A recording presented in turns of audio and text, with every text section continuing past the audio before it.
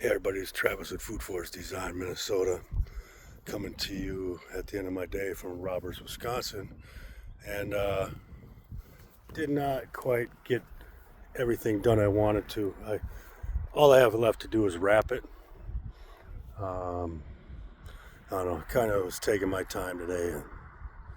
I have some stuff I need to do in my office at home, so cutting out at 2 o'clock.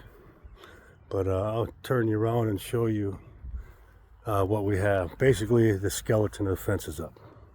I just have to put the fence on and zip tie it, hog ring it to the tension lines, and then zip tie it to the posts, and then drive the stakes in, and then we should be close to finished. And but I'm going to turn you around and show you. And here we go. Got the gates on, and with the gates you even have a little lever. You get this little tube that you drive in. It's about a foot long, or about 10 inches long. You drive that in, and we got our little candy cane.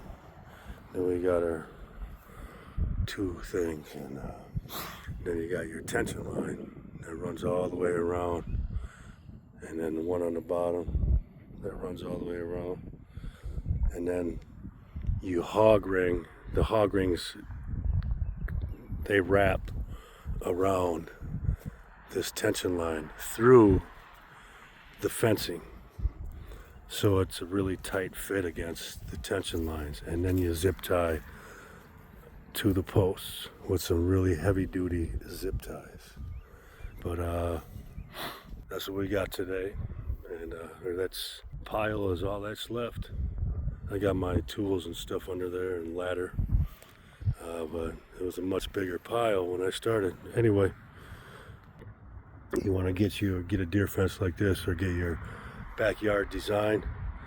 I'll be starting a food forest here in a couple of weeks. I got to put another fence like this up over on the other part of the property. It's going to be about 100 feet long and 80 feet wide, and then there's going to be a food forest inside of that with about 70 different varieties of perennials, fruits, veggies, pollinators, all types of good stuff. But anyway, that's it for me today. Get a hold of me at foodforestdesignminnesota.com or Travis at foodforestdesignmn.com. Get a hold of me and let's foodify your yard.